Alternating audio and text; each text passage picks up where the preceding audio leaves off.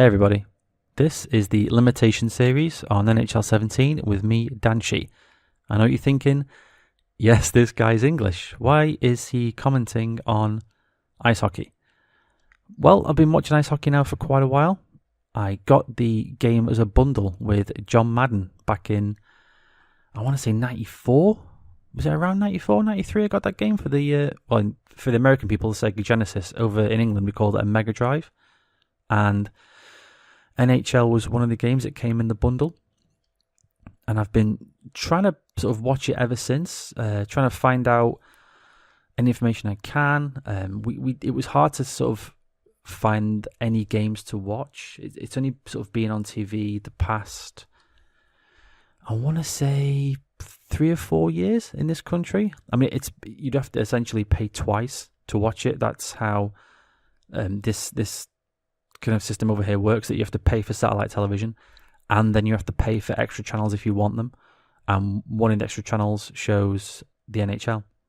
So yeah, you are in theory paying twice to watch the NHL. So I've either been watching streams or I've been using the NHL app from time to time, which has sort of, served me well.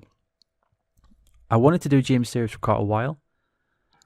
I've been watching sort of people do theirs, and they are interesting. They're kind of, they're good to watch, well made, well produced, everything's fine. But I didn't want to do the same old thing that everyone else does. I didn't want to just do, because you've only got a finite number of teams. Sort of in England, obviously, we have the Premier League, and from there you can leave the Premier League via way of relegation if you don't have enough points at the end of the season. So you can actually go down to a different division and not get the Premier League money, not get the best players, and all the trappings that come with that. Whereas obviously in American sports, there's only a finite number of teams. So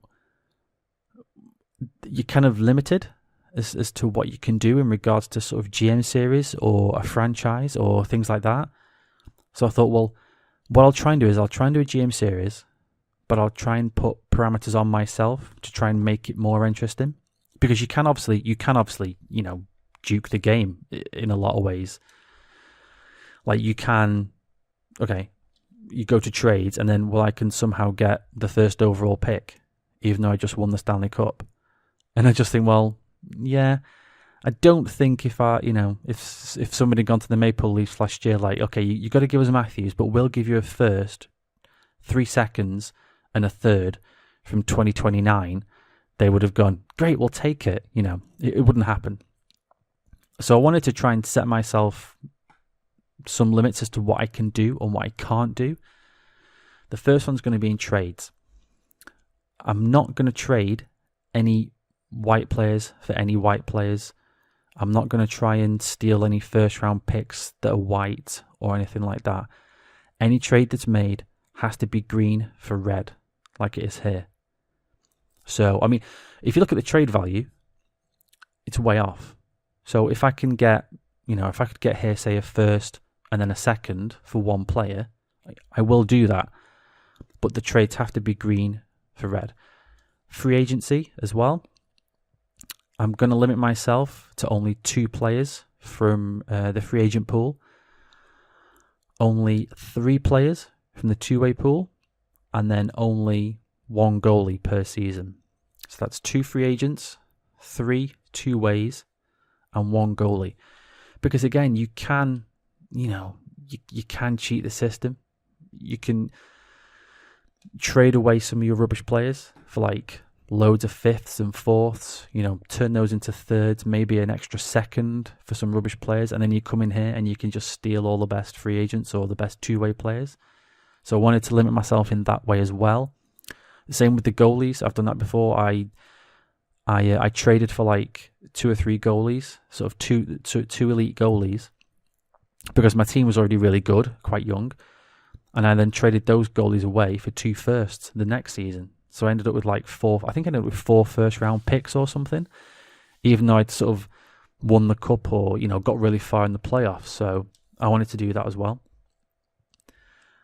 I chose Pittsburgh as well because I wanted to make a team rubbish. And what better way to make a team rubbish than to pick the best team in the league? Because, you know, I mean, you can argue, obviously, the Caps won the President's Trophy, so maybe you could say they're the best team because they have the most points, but the Penguins won the Cup.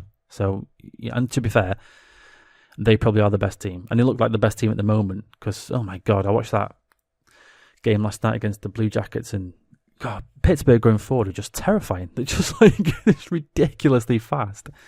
I mean, I know McDavid's fast, but oh my God, the whole Pittsburgh team just seems to like storm the net at the same time. And it was just, oh my God, like, it must have been frightening for the Blue Jackets D just staring them down like, oh my God, these guys are coming at us so quickly. So I thought, well, I'll take the Penguins. Let's see if we can blow this team up in the first season. Maybe get the first overall pick or, you know, a high pick in the draft. And then as we're blowing it up, we're obviously going to trade away all the players that we can. I mean, if you look at the line, you know, there's going to be loads of players in here that we can trade. I mean, look at that already. Yeah, I'll keep that on. Obviously, you know, the front three especially. Gino definitely. Hagelin maybe. Defense. Letang definitely. Daly definitely. Strite obviously got traded on deadline. Dumoulin. How old's Dumoulin? 25. Yeah, I mean, there's a couple of players I might want to keep just for the future, but. You know, there's so much trade value here, it's ridiculous. And I would assume that Hainsey is in the NHL as well. Okay. So yeah, I mean, I assume there's there is lots of trade value there. And I also wanted to say about why I'm doing this now, because I've been watching sort of GM modes for quite a while. Me and my wife had a kid 5.5 years ago, and she's now at an age where she can sort of look after herself a little bit, and money's not really tight anymore because, like, you know, they cost so much money. It's ridiculous. And they take up all of your time. But now she's kind of going to friends' houses for little play dates, and she's at school, and she's going around to her nana's a bit more. So I've kind of got a bit more time to do this kind of thing. So I thought, well, what the hell? Why not? The playoffs are here. It's the best time for hockey. Let's get this done. Let's do it now. And let's just try to have some fun with it. Like I said, the limits I've put on myself, it should make for an interesting show. I hope you guys enjoy it. Next episode, we're going to do some trades. We're going to get that ball rolling, and we'll see how we go from there. Until next time, this was Dan Shee. Talk to you later.